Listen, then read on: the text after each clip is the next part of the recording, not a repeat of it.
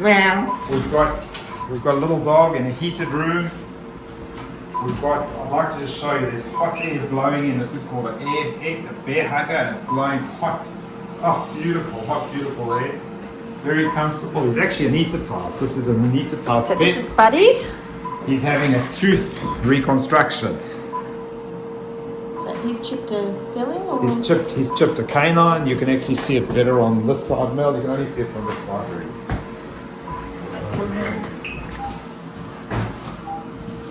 Just chipped a tooth.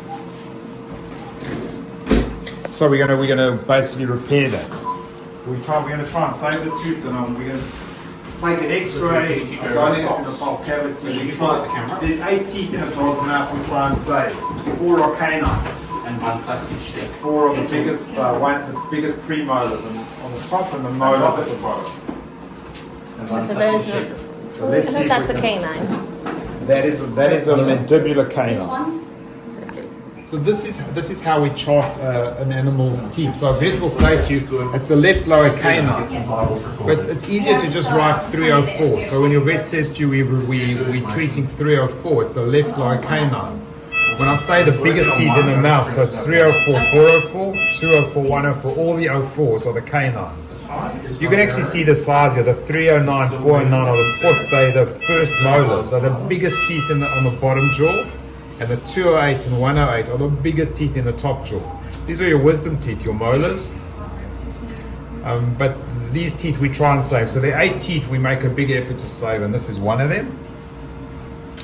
And so 304, if anyone wonders what their vet's saying about numbers. Just trying to smooth it down. I'm trying to get it level. So you're trying to cut it smoothly. I'm going to start working on it now. I'm just filing it before I start. I'm trying to get as straight as I can. So is this through to the pulp cavity, Phil? No. It's very close. So lucky they came in. Yes, For a so, tickle damage. so now we're gonna start treating it.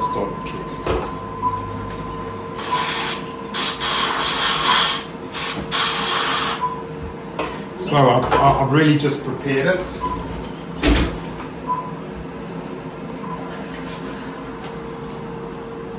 I'm hungry.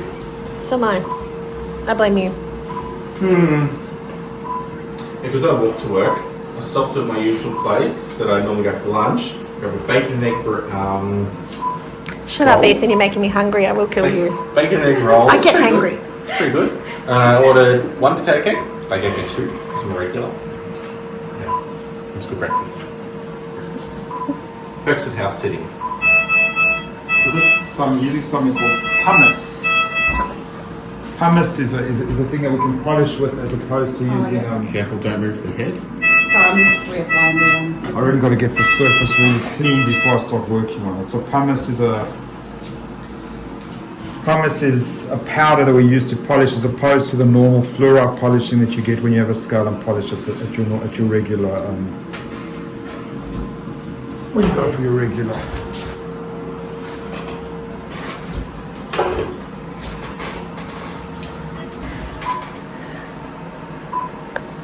So it's a bit like.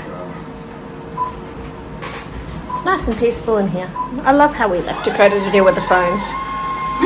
It's a bit hot in here though. Yeah. Always is.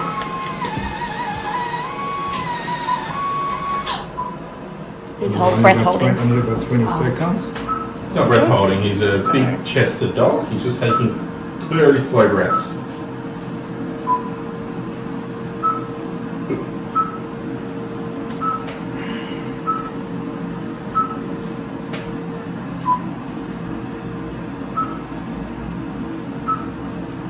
And 20. Thank you. So this is the acid etching. I don't want it to stay on for too long.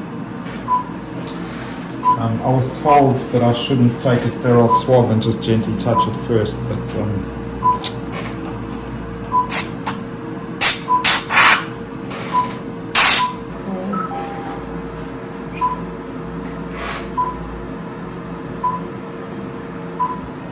What does it mean when it says record a setup? thank you.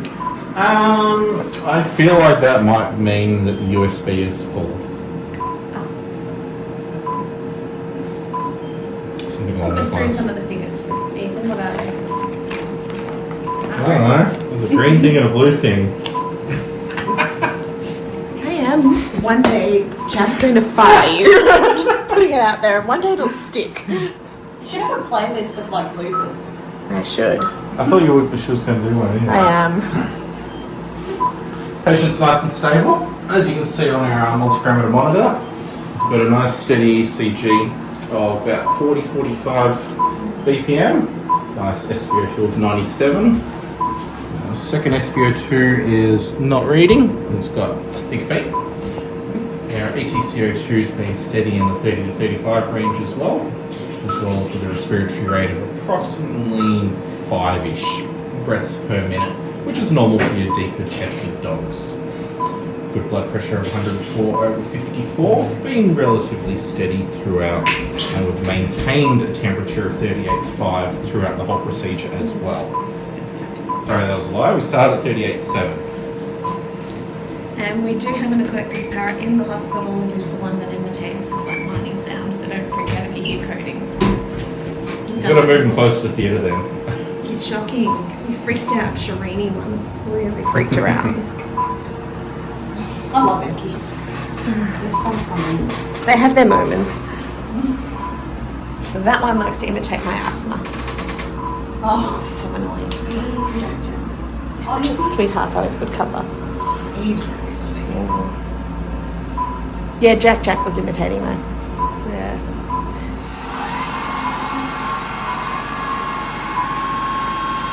What you doing, Bill? So what I've done is, unfortunately, we can't put a full crown on the tooth. So I've basically put an acid edge bonded and sealed it. I've then put a tiny layer of a composite, and I'm just smoothing it down. Even if the composite comes out, under there it should be sealed. Even though it looks good, I think this tooth will be saved and it should be fine. The implant, the pulpotomy from previously is still holding, and it's not in the pulp cavity, so I'm very happy. I just want it to be really smooth so food doesn't catch when it bites. It's because you can never stop a pet from using its, biting certain. I expect it to bite things, and I don't want it to come out. Gut feel, this is going to be very good. Oh, she's on. All right, Phil. So we've done a lot of things, from pumicing it, reinforcing the pulp, filling, bonding it, etching it. I'll put another layer over where this whole broken piece is, and it should have sealed. Hopefully the dentil tubules will seal. So if the dog bites, this potentially will penetrate. But hopefully we've saved this tooth. I believe this tooth will be saved. As long as the dog has got about maybe 4 or 5 weeks without biting stones and things, we should save the tooth. Which is a big ask, because remember, canines, if you believe in evolution, carnivores they use their canines ready to strangle and hold. They're not ready for chewing. The back teeth are for chewing. So unless he's chewing, it's unlikely to fracture his teeth. Usually they do really well with this procedure, but let's see how we go. So I'm really happy with the result. Awesome. It's a lot of work. It's an hour of 4 of our lives in this little pet, between 4 of us doing it, so we should get a good result. You'll now watch the recovery, and I'll just show you. This is how we kept the door open. To stop fluid going to the back of the throat, I put swabs in the back, and it's really clever. We just pull the swab out, bang. So, and you can actually see there's very little water that's gone into the back of the throat, so we know there's been no fluid, even though we've been scaling and polishing. The result is very good. This pet's actually not going to go home on any medication, no antibiotics. The owner's just really has to try and watch. It doesn't need. All I want to reinforce is that we're not putting a crown. We can't put a crown on the tooth. So what I've done is cut it down and sealed it and etched it and bonded it, and that tooth should then hold and be solid. They don't get fillings like humans do. The dentine gets secondary dentine. What will happen is this brown color will be reinforced. It'll be black, hard dentine, but the dog will retain its tooth and integrity of the jaw and be much happier.